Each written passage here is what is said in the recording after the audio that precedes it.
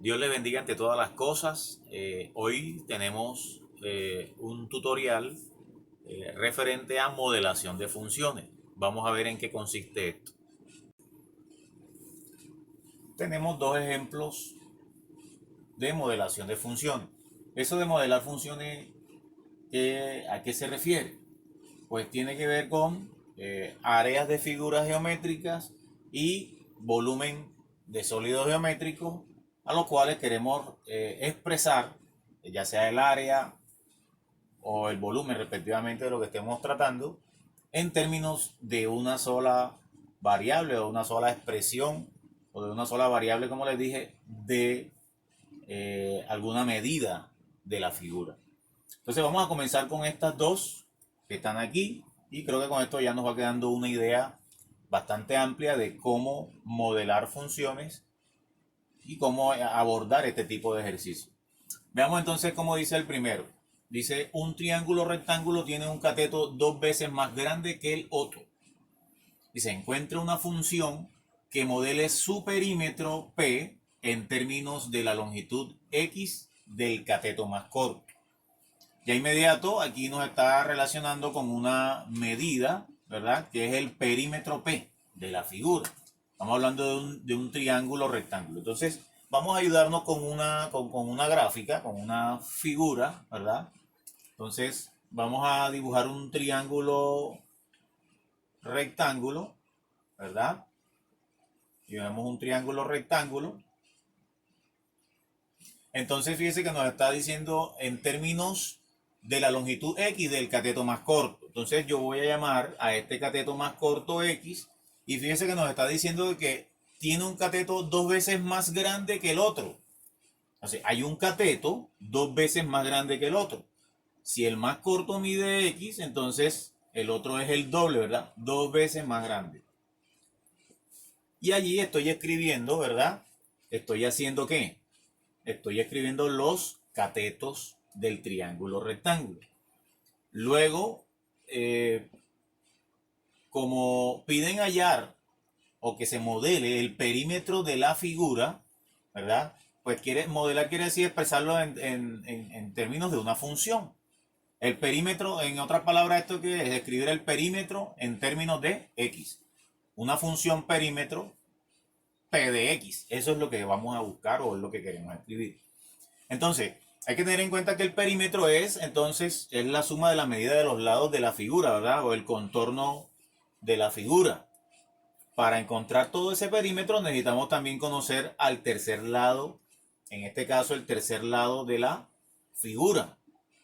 Entonces, tocaría o corresponde buscar entonces el valor de la hipotenusa, ¿verdad? Esta hipotenusa aquí no la conocemos.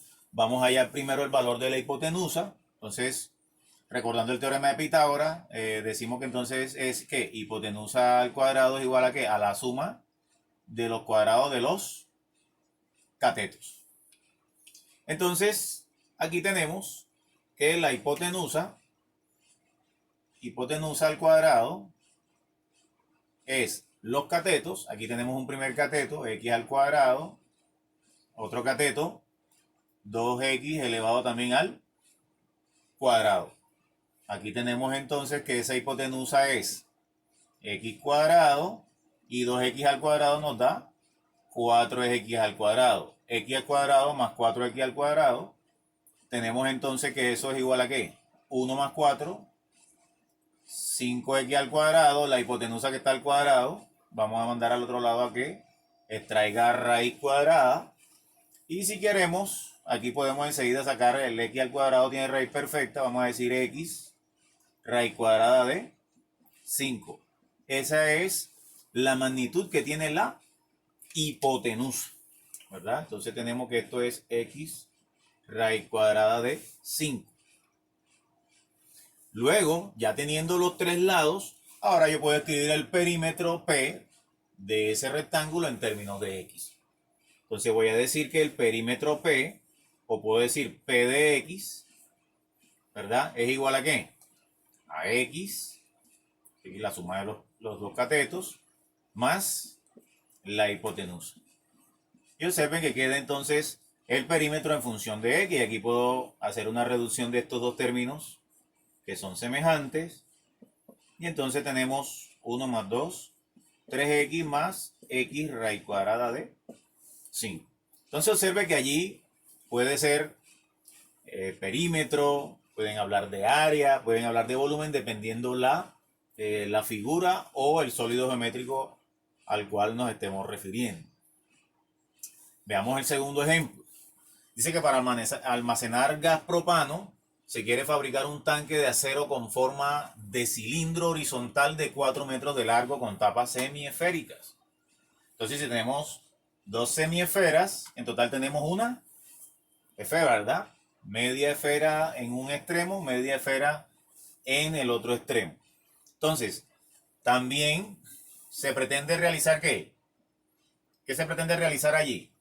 Se quiere entonces escribir una función, ¿verdad?, que pueda expresar el volumen de la figura en términos de su radio. ¿Sí? El volumen de la figura, o sea, queremos escribir una expresión que nos represente allí el volumen de la figura en términos del radio R. Entonces, ¿qué tenemos? Observen que tiene dos sólidos geométricos. Tenemos un cilindro de 4 metros de altura, ¿verdad? ¿Cierto? O de largo. Y tenemos una esfera. O sea, en total el volumen de todo ese sólido sería el volumen del cilindro más el volumen de la esfera. Entonces, ¿cómo escribimos esto? Tenemos entonces que el volumen del cilindro es ¿qué? El área de la base, que sería pi radio al cuadrado por la altura, por h, ¿verdad? Ese sería que el volumen del cilindro más el volumen de la esfera, media esfera, una esfera. Entonces tenemos que el volumen de la esfera es 4 tercios de pi radio al cubo. Observen que aquí pi es constante, 4 tercios también es una constante. Aquí tenemos la variable de radio, r, aquí r cuadrado y acá r a la 3. Tenemos una variable diferente que es h. ¿Qué vamos a hacer? H también la vamos a reemplazar por el valor que ya se conoce en el cilindro, que es 4 metros. Entonces nos quedaría la expresión volumen de la figura. Entonces, a reemplazar aquí por 4, vamos a traer este 4 acá adelante y vamos a decir 4 pi radio al cuadrado más 4 tercios de pi radio cubo. Y ahí estamos expresando entonces una función que representa al volumen de la figura en términos del radio de ella. Si ya queremos de pronto factorizar y escribirlo, también podría ser. Ya eso es opcional. Tenemos aquí factor común, 4, ¿verdad? Pi de r cuadrado y r3 se coge el de menor exponente de r cuadrado. ¿Factor de quién? 4 pi radio cuadrado entre 4 pi radio cuadrado es 1, más, aquí sería 4 entre 4, nos queda 1 tercio pi, entonces nos queda que 1 tercio de r, ¿verdad? 1 tercio de r o r sobre 3, como usted quiera. Observe que si hace aquí 4 pi radio cuadrado por 1, le da esto. Y si hace 4 pi r cuadrado por 1 tercio, quedaría 4 tercios pi r cubo. ¿Qué podemos agregarle a esto?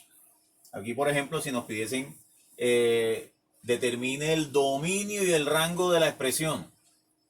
En este caso, dominio y rango. Fíjese que como estamos hablando de una expresión que queda de grado 3, una expresión cúbica. Si yo hablo de una función cúbica, la función cúbica tendría, una función cúbica normalmente podríamos decir que su dominio son todos los números reales. Pero en el contexto de la figura que estamos hablando, del sólido que estamos trabajando, sabemos que el radio es una longitud, es una distancia. Por lo tanto, el radio siempre va a ser positivo, ¿verdad? Entonces ya puedo aquí escribir que esta función, ¿verdad? Fíjese que es una, repito, es una función cúbica, ¿verdad? Nos da una expresión cúbica ¿verdad? Que si nosotros analizamos cuál es el dominio de una función cúbica, nos dirían que son todos los números reales. Sin embargo, esta función o esta expresión cúbica está dentro de un contexto de un sólido geométrico. Y como está dentro de ese contexto, entonces ya sabemos que el radio, como es una distancia, siempre debe ser positivo. Entonces tenemos allí que el dominio de la función v, ¿verdad? De la función volumen van a ser ¿qué? Todos los números positivos, ¿verdad? Porque el radio debe ser una cantidad mayor que 0. Entonces vamos a decir que es de 0 a infinito. Voy a hacerlo así porque ya me dijo mi hija que estoy haciendo el infinito muy maluco. Así que vamos a hacerlo así. De 0, infinito. O sea, los números positivos. Incluido el 0. No se puede incluir al 0 porque entonces no tendríamos ningún volumen. Entonces, estamos hablando de longitudes. Pues deben ser mayores que 0. Si el dominio es mayor que 0, entonces quiere decir que los valores del volumen pues también van a dar diferentes a 0. Es decir, también van a dar valores mayores que 0. Es decir, si el radio son números mayores que 0, números positivos, pues el volumen también nos va a comenzar a dar valores que son positivos. Entonces vamos a tener que el rango de la función también van a ser los números positivos. Si acá en el perímetro nos dijeran lo mismo, o nos preguntaran cuál sería el dominio para esta función, pues también podríamos decir que es muy similar al del volumen de ese sólido geométrico, ¿verdad? Porque aquí tengo, por ejemplo, aquí me queda una expresión lineal. Ustedes ven que la variable x tiene exponente 1. Es una expresión, es una función, podríamos decir que es una función lineal. Pero ¿qué ocurre en este caso? La función lineal, como hemos explicado en otros videos, tiene su dominio a lo largo de todos los números reales.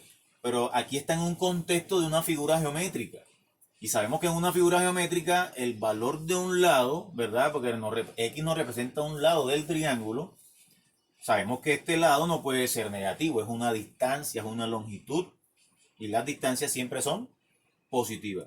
Por lo tanto, entonces, si yo quiero saber o determinar aquí un dominio para esta función, tendría que decir que el dominio de la función P son todos los números positivos también. Es decir, de 0 a infinito, ¿verdad? Y, por tanto, al asumir x un valor positivo, pues el perímetro también va a ser una cantidad positiva. Por lo tanto, el rango de esta función P también la podemos escribir como que su rango van a ser los números positivos.